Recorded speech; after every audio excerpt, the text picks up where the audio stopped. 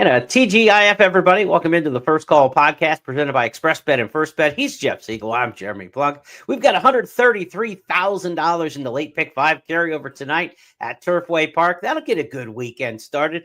Little game going on Sunday in New Orleans, but in between, we've got some great Saturday handicapping for you. Jeff, you ready to do this? Yeah, this is a weird week. It's kind of I won't say a slow week. I wouldn't say that, but there aren't many big important races. We've got Derby, not Derby, but a Derby prep anyway at Tampa we can look at. But and not every week's going to be banner, but I can tell you this: there's some good gambling ahead. There are 3 or 4 of these that we're going to do the stakes races. Some of them are favorites, but I think we can squeeze out a profit if we get a little lucky. A lot going on this weekend with FirstBet and ExpressBet. Again, that carryover tonight. Tomorrow, week 6 of 8 on the Beat the Host contest, 20th annual Beat the Host. Jeff did a good job in his round. Now it's up to Frank Miramati, the voice of Santa Anita. You get that match wits with Frank Miramati on Saturday. See if you can outpick him. Final 5 races on the card at Gulfstream. First 5 at Santa Anita are weekly Beat the Host contest races. Play for more than $67,000 in seasonal and weekly prizes. So take on Frank this weekend. Should be a good time. For those of you watching on our video channels on X, on YouTube, be sure to like, share this out. Put comments in the comment section for us to help grow the audience. For those of you on our traditional audio channels, here are the 8 races Jeff and I are going to handicap over the next half hour or so. To Gulfstream Park we go for the ladies turf sprint. Just like it sounds, the ladies sprinting on the grass there. At Oaklawn Park, it's the Bayakoa prep towards the Apple Blossom, big one in the Distaff division early in the year. Tampa Bay Downs has their big racing day prepping towards the Tampa Bay Derby. It's the Pelican, the Minaret, the Suncoast, and the Sam F. Davis, all offered on the program Saturday from Oldsmar, Florida. Sam F. Davis has a $10 money-back special. All of the Kentucky Derby points preps between now and the Lexington Stakes on the doorstep of the first Saturday in May. All of those races, when you bet with FirstBet and ExpressBet, the Derby preps have that $10 money-back special. If your win bet finishes second or third, you get up to $10 back into your account in the form of wagering credits. To Turfway on Saturday night, again, big carryover on Friday night. Saturday's feature is the Valdale Stakes. And to Santa Anita, we'll go long on the turf in the San Marcos, 1.25 miles on the grass for the feature out west. Big promo this weekend is the $2 million first rewards points hit and split in the late pick 4 Saturday at Tampa Bay Downs. So take down the late pick 4 Saturday at Tampa Bay Downs. And not only do you get your pari-mutuel earnings, but you'll share 2 million first rewards points with just other players on the platform of FirstBet and ExpressBet who also hit the late pick 4 at Tampa Bay Downs. The other day, we did a 1 million point hit and split, Jeff, and one person took the whole thing down. So Wow. That's a lot. 1 million points going into your wagering credits. It's not $1 million, but it's a lot of dollars. It adds up big time. So those rewards points certainly add up. Be sure to take advantage of those. Let's get to Gulfstream Park for the ladies turf sprint on Saturday. Race number 10 on the card. It's 5/8 of a mile. A couple notes about the jockey situation Saturday at Gulfstream Park with races out of town. Tyler Gaffleone is on the road to Oaklawn. Irad Ortiz is at Tampa. Dylan Davis also at Tampa. So you're going to see a little bit of change in the riding colony there Saturday at Gulfstream Park. Jeff, who do you like in the ladies turf sprint? There is really nothing to not like about Just to Care, the Irish bred mare, 5 years of age, but with only 9 career starts, so she's fresh. Now in the Brian Lynch barn as of her last race, which she won very convincingly. And she's really a Gulfstream Park turf sprint specialist. 3 starts, 2 wins and a second. And the other thing I like about her is that her buyer numbers continue to rise. I mean, even though she's 5 years old, there's plenty of improvement still in her as she continues to display.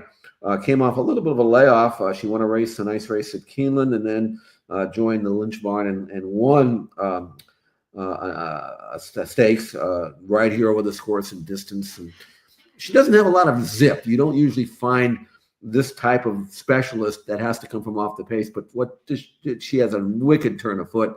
If she's within range and gets through, she's probably going to win, just as she did late last month in a similar grass sprint for fillies and mares. Yeah, that was the Abundancia Stakes. The top 2 finishers from that race are back in the rematch.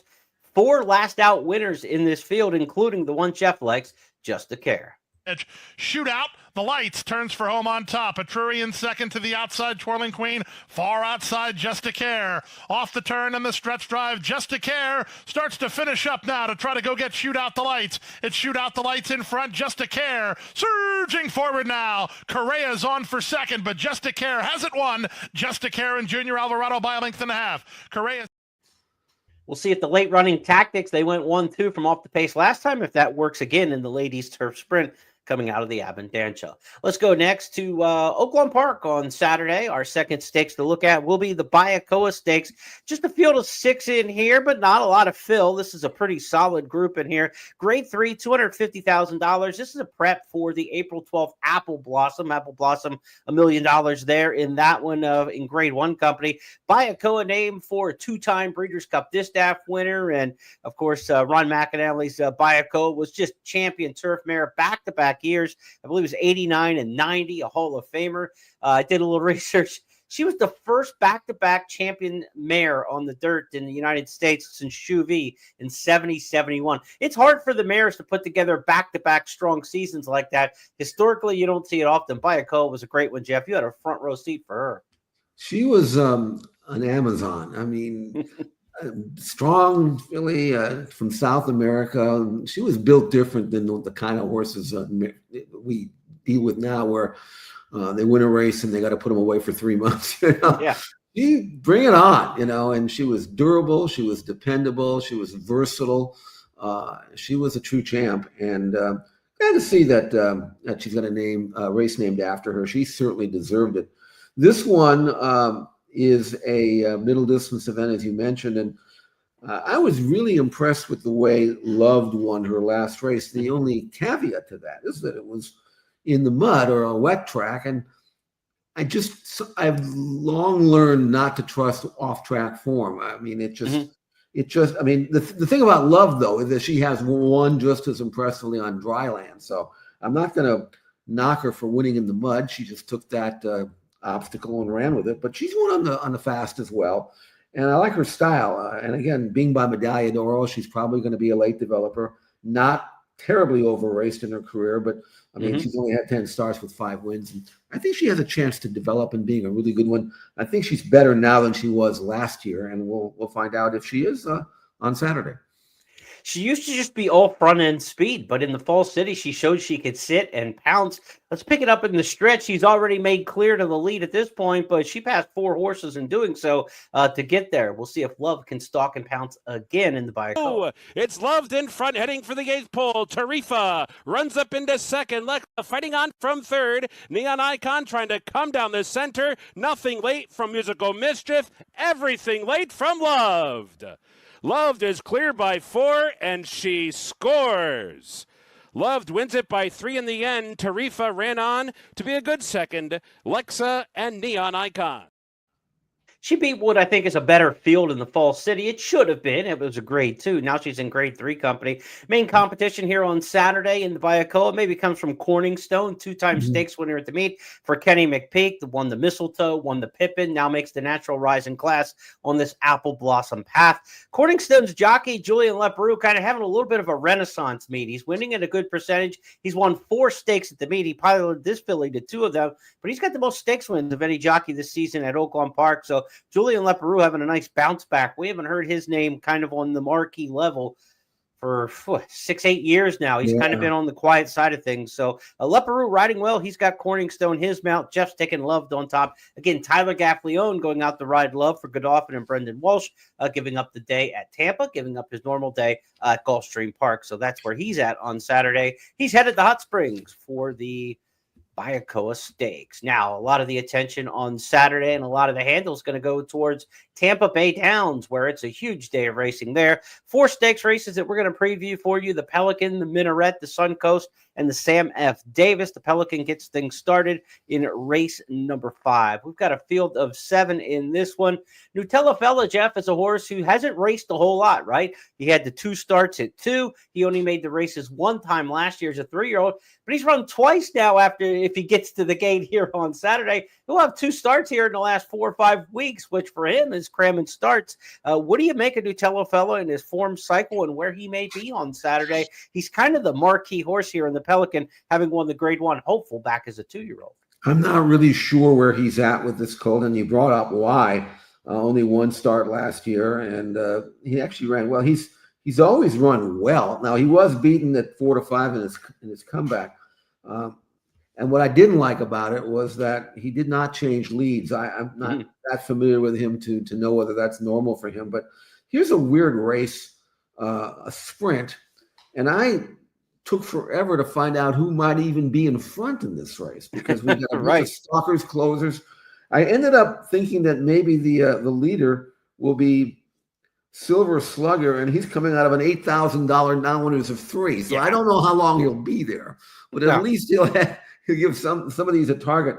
Nutella is backing up from 7, which has been his favorite distance because he himself has no tactical speed. But against this group, he probably won't be that far back because nobody's got any speed. I mean, this quarter might be 23 flat or slower. So he should be within range. I thought I was a tad disappointed in his last race because he didn't win it when he was supposed to, but he didn't run badly, and the number was okay. So if he can move forward off that race, then I think he'll outclass this field. Nutella, who was 2-1 in the morning line in the Pelican. This will be his second start over the track. He did get that allowance return. Let's go ahead and take a look at the return effort from Nutella. Skya pokes a nose in front. Chrome Ghost, Nutella going to swing toward the outside out to the 4-path. Now has room and has the length of the stretch to get to the new leader, Chrome Ghost. Chrome Ghost comes to the 8th pole, a 2-length lead. Nutella trying to get to him in these final 150 yards. Chrome Ghost is still there, though. Chrome Ghost by 2. Nutella, Katir Vizcaya back to 3rd. Chrome Ghost, Sammy Camacho still in front. Chrome Ghost to win it.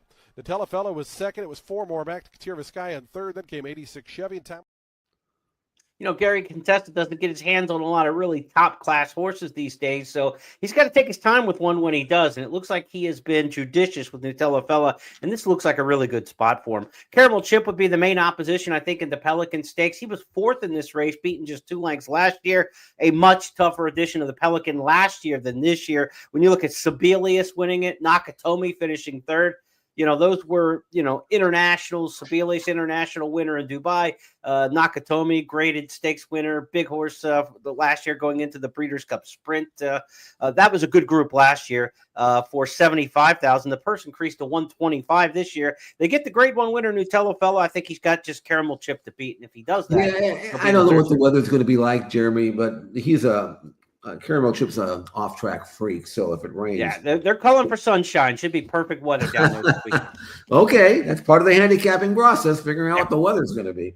But again, Caramel Chip on fast ground is kind of a one-pace grinder type, no real tactical speed, and then not a whole lot of kick. But when it's wet, he turns into Superman. So, but you're telling me no rain, so I'll stick with my selection. I'm as good as the weatherman when it comes to that. I have as good a chance of being right about that. But actually, no, I did check the weather.com forecast. Looked like the next 8 days in the Gulf Coast looks fantastic for Tampa's weather. So it should be wonderful racing there. The Minaret Stakes is next up in race number 6. If you're looking maybe to play a rolling double, race 5 to race 6. If you're looking to try to build out some value from Nutella, maybe this 8-horse field can give you the back half of the daily double. We'll rely on Jeff Siegel to give us his pick in here. Jeff, this is a listed stakes for $100,000, but I wrote Grade 3 quality at the top of my past performances. This is a good-looking group. Especially with Nick Style in there, who has been beaten only once, and that was when she was beaten by Ways and Means, so no disgrace there. Yeah. She's been properly spotted, I thought, by Bill Mott. I don't know whether he wants to run her against the big girls. Numbers-wise, she's right there with them on her best day. But she's been running against these. Comes out of a Florida-bred race that she won for fun, and this race is a listed stakes, as you pointed out. It doesn't look that tough.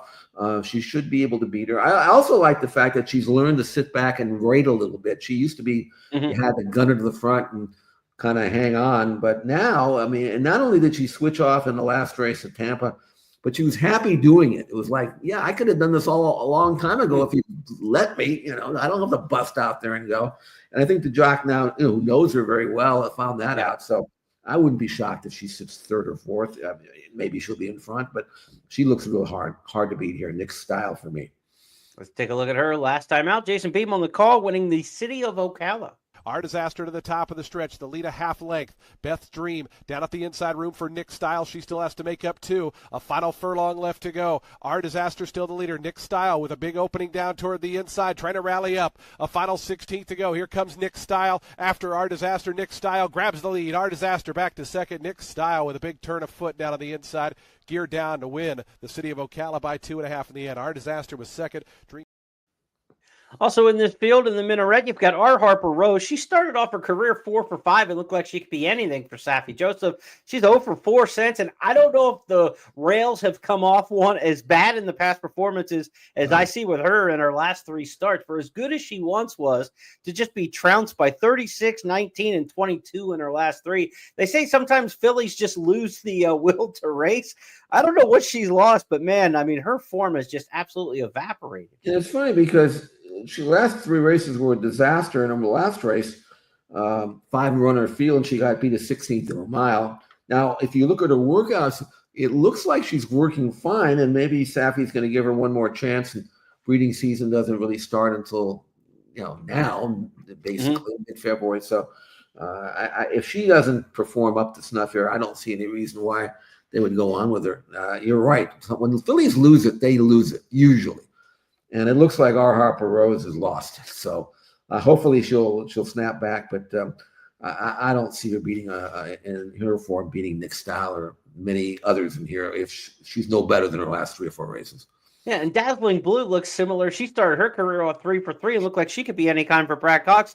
And now she's just got the second and third itis, and the public won't get off of her. She's been favored in 8 of her last 10, but she's lost 7 in a row. Brad Cox is going to go to blinkers maybe to try to get her over the top. She's not finishing her races. It's Flavian Pratt and Brad Cox. You know she's going to get bet. I think Nick Style will certainly be favored in this spot. But Dazzling Blue is going to take enough money because she always does. Then maybe it helps your price on Nick Style just a little bit. But the blinkers, I guess, are the one change that could change the outcome for Dazzling Blue. Or it could be desperation too. Last chance, so. Yeah, sometimes you've tried everything and you're like, okay, let's just throw this in and see if we can make something work.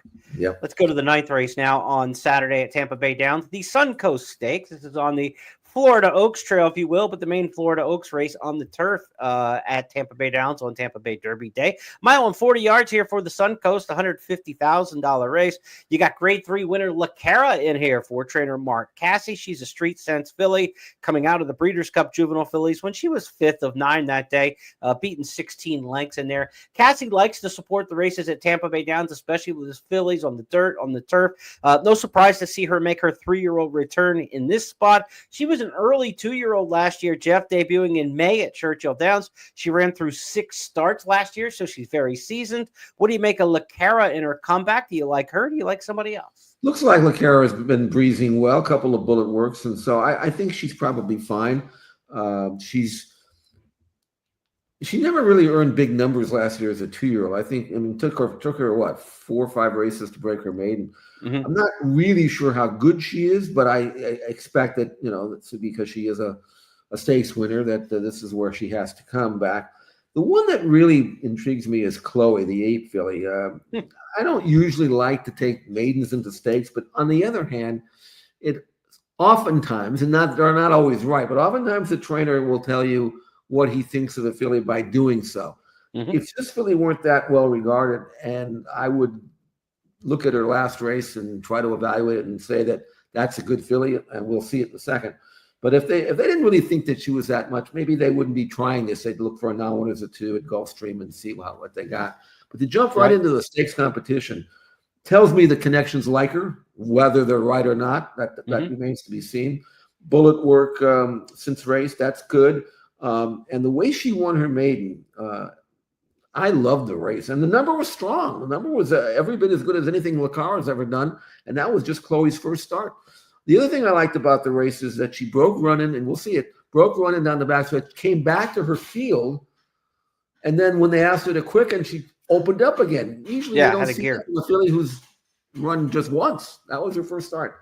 That tells me she's made of the right stuff. She's 8-1 in the morning line, which is really intriguing and inviting for me. So I'm going with Chloe. And if you watch her video of her maiden win, you might go along with me. Off the turn in the stretch drive, Chloe asked for a kick, and he got one, did Luis Saez, and the daughter of Tiz the Law striding clear. Look at Chloe level off. This is a really nice debut run. It's Chloe for Victor Barboza Jr. and Lugamo Racing. Stylish winners of the 7th. They won by 5. My anticipation was second. Cantor. Now, she's out of a Smart Strike mare, so you figure distance won't be an issue. Tiz the Law, of course, a Belmont winner back when the Belmont was 1.25 miles during the COVID year. But certainly this horse ran better going 5.5 on the Tapeta first asking than the distance would suggest. So the 1.40 mile here on the stretch out should absolutely be more what Chloe wants to do. Plenty of pedigree to run well on the main, obviously. So who knows what we've got, but she's certainly the X factor coming out of that 5.5 on the Tapeta, Jeff. I hope they let her run out of the gate. I don't want this grabbing garbage, Let her show her speed, get to the front, slow it down midway as she did in the sprint, and then see if she can stay the trip. By Tiz the Law, and you mentioned out of a Smart Strike mare. There's no reason why she can't go 1.40 miles. I'd prefer to have another race in between this and the stakes, but on the other hand, this isn't that strong of a field. Most of these fillies have buyers in the 60s, and Chloe are in an 84, so now if she can just route as well as she can sprint, and they let her run out of the gate and get her in front as the controlling speed that she can be, I think she'll do that. So again, 8-1. Whether I don't know whether I'll get that, but we'll see what happens on the tote. But I do like her in the race. Italian Soiree coming out of Kentucky and New York with Flavian Pratt. You've got her laughing here. Irad riding for Whit Beckman off a win, 2 wins, 2 for 2 out of the fairgrounds. Those are kind of horses that are going to get bet, that are going to help your price a bit, I think. And De Lorraine is, Godolphin, Owen Hardy coming off back-to-back wins, 1 synthetic, 1 turf. We don't know about the dirt for this daughter of Candy Ride, but if you want a sire who gets horses on anything, it's Candy Ride, right? I mean, they run on everything.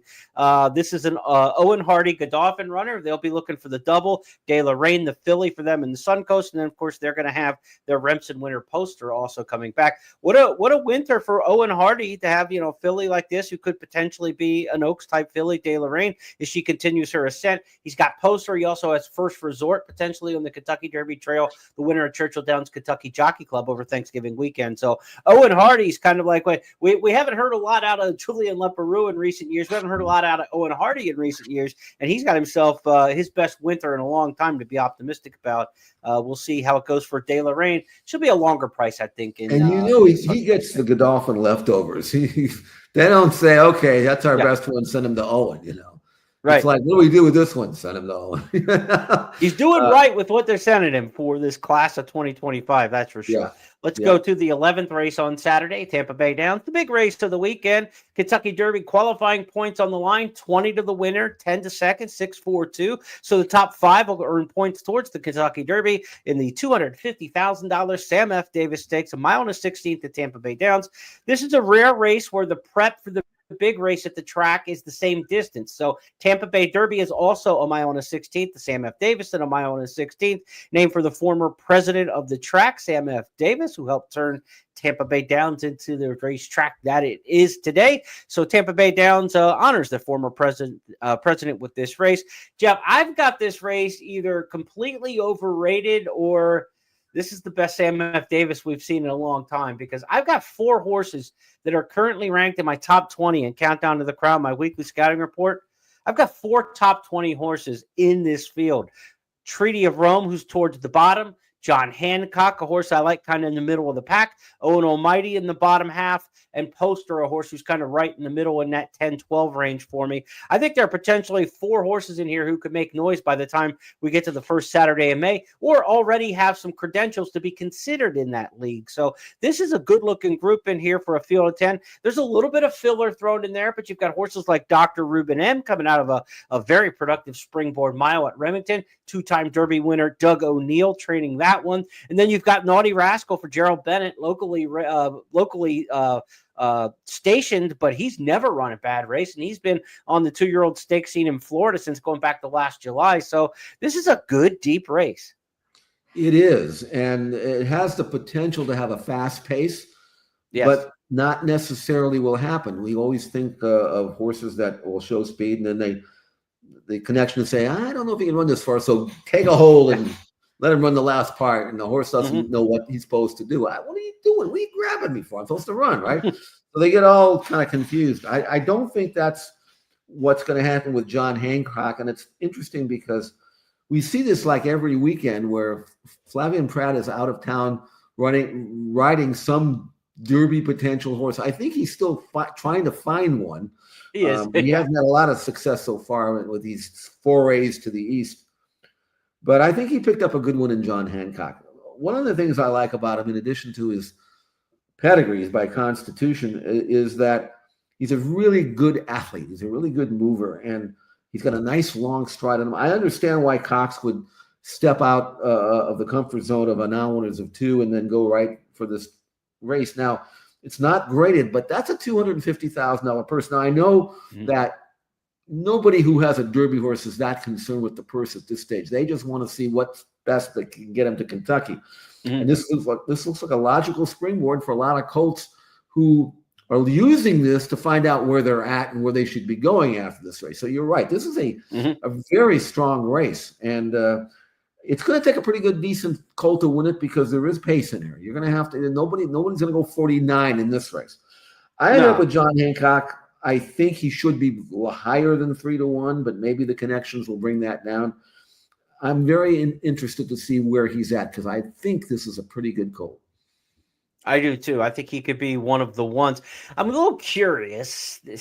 You always we say around Breeders' Cup time, listen to the connections in their pre-race interviews and things like that and see if you can't glean a little something between the lines.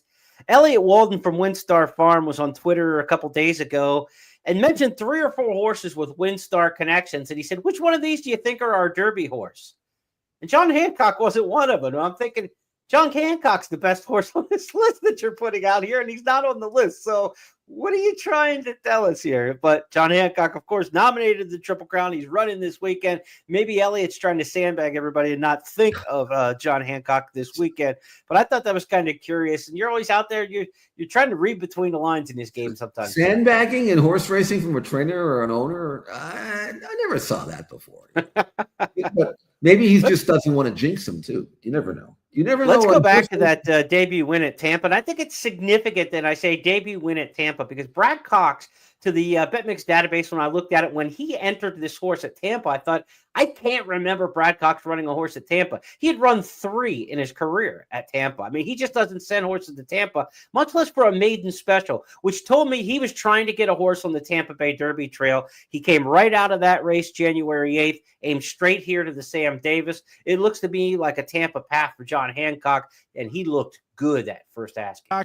Turns for home in front. John Hancock, Madhouse on the outside. 3 more than back to American Direction. Outside of that one comes First Act. Still that late run from Troops, but John Hancock starting to re-break here. John Hancock by the 16th pole in front by 3 lengths to Madhouse. John Hancock going to win it geared down. Sammy Camacho and John Hancock by 3 in the end. Madhouse was second. First Act third. Fourth.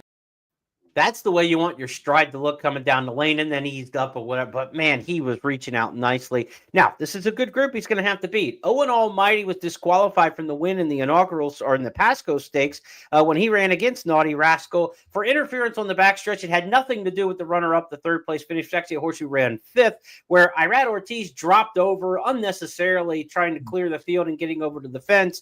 It was probably an okay disqualification. You could argue whether or not it had any impact on the race or not, but it was certainly a dangerous move on Ortiz's part. They go blinkers on here. It's not because the horse spooked and did something wrong. I mean, he was taken down to the inside. I'm not quite sure why Brian Lynch is going to the blinkers on here. This horse already has natural speed, and you're going 2 turns for the first time here. His 1-mile race at Churchill in the Iroquois when he ran a good second at Jonathan's Way, that was around 1 turn.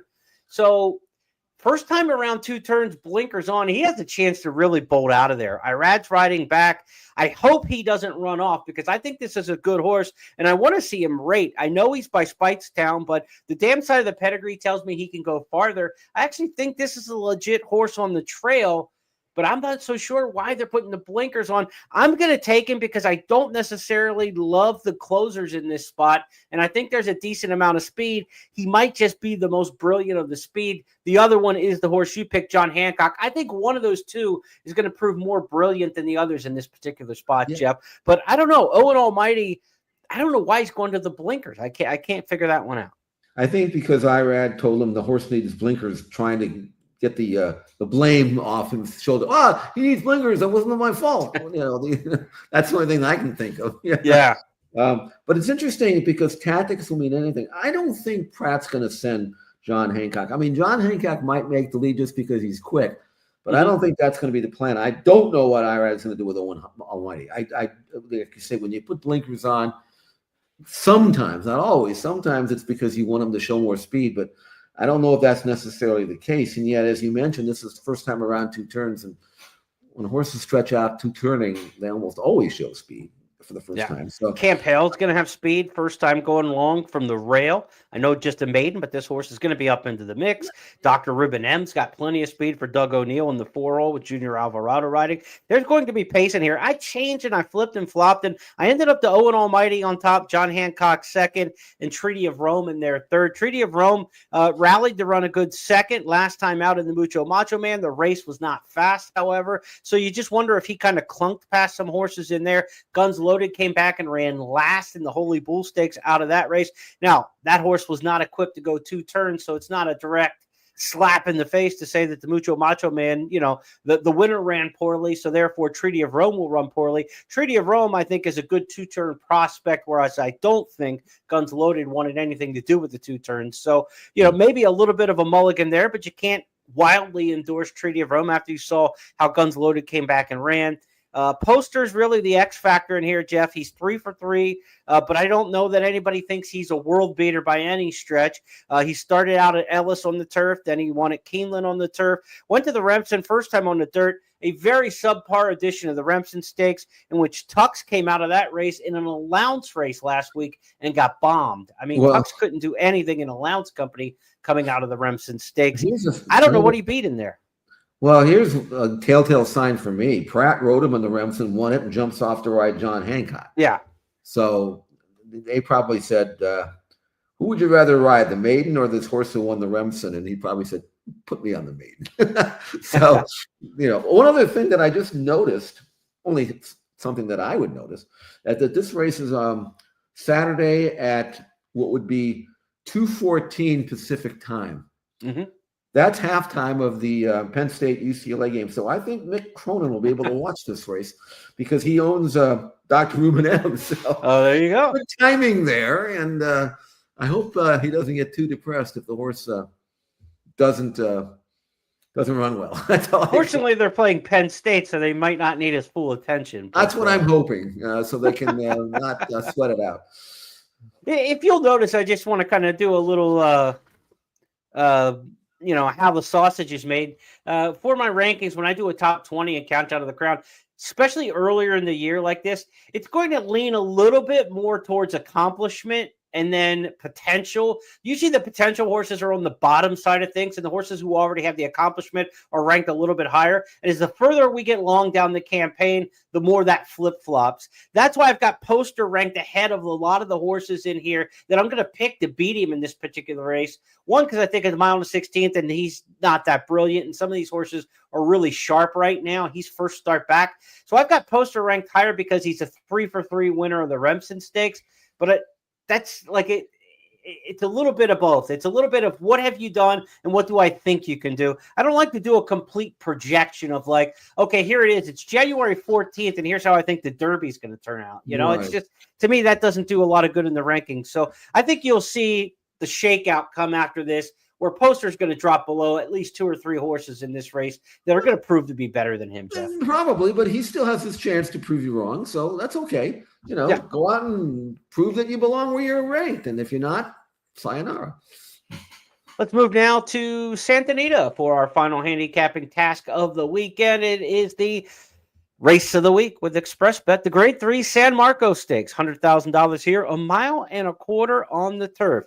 We've got a field of 8 in here, a couple grade 1 winner, and there goes Harvard, a couple grade 2 winners in here, including Truly Quality coming off a win in the Hollywood Turf Cup at Del Mar.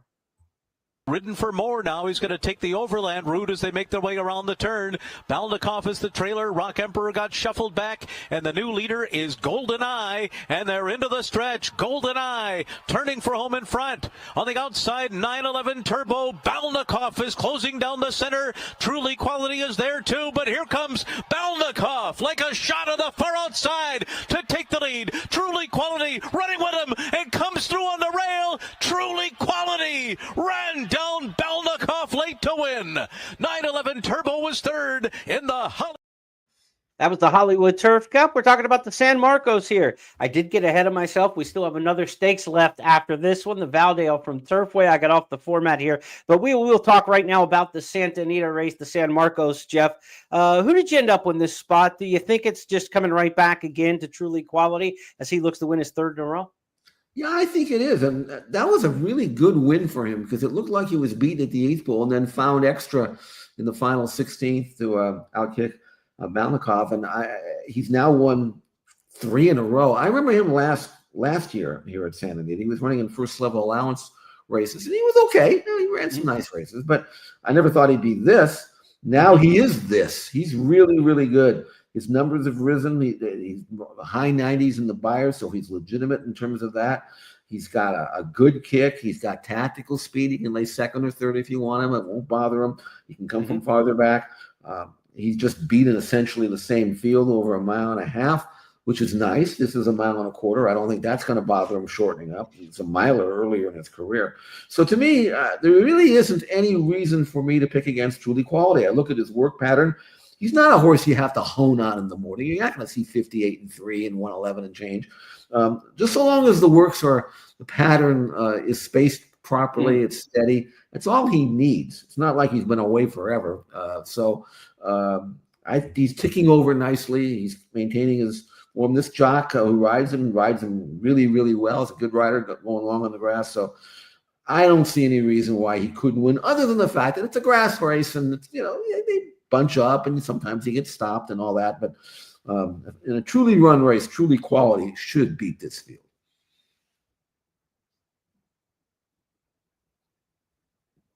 I agree. I've got him on top. I use 911 Turbo underneath. There goes Harvard, a horse who's proven it 1.25 miles and has one on the turf as well. So I've got it similar to you. I've got Truly Quality on top. Over there goes Harvard, 911 Turbo, maybe a bit of a price horse who could get a piece of the exotics. Jonathan Thomas, the trainer of Truly Quality, he's had a nice meet at Santa Anita with limited number of starters so far at the meet, including a win last week in the Grade 3 Megahertz Stakes with Rashmi, who was really impressive with her nice turn of foot in here. So we'll see if he can get his third stakes win of the meet, Jonathan Thomas.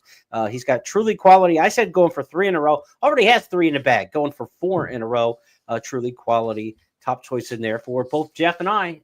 Express Bet race of the week. Okay, let's wrap things up with the Valdale Stakes Saturday at Turfway Park. Goes as race number 7 on the card, Jeff. Field of 7 in this one. Who do you like in the Valdale over the Tapeta? I end up with Magical Betty, and she was another one of these. Maybe I'm on a rut here or in a rut, but I keep picking these maiden winners to come back and win stakes, which is not normally the right way to do it. But she was good in this race. You can see her far out in front. She broke well. She made the lead in hand, was asked to quicken in the upper stretch, and here she is opening up at will. She's eventually going to win this race by more than 5 lengths. 77 Beyer number isn't blazing, but it's good enough to win this race. And the 6.5, the extra half furlong she's going to deal with here, I don't think that'll bother her. Again, you look at the field, and there isn't that much speed. I don't know whether she needs the lead to win or not, but I know that when I saw her race in this race at the start, she popped the gate, came back to her rider, kind of breezed down the backstretch, and then quickened and opened up again. Just a 7-runner field. Again, no real intense type of speed. I expect her to be on her middle lead throughout again. Right. I don't see as much. It won't come right back for Wesley Ward. I like Magical Betty. I'm going to give my little punky a shot in here. This is the filly I like back at Keeneland in the fall meet.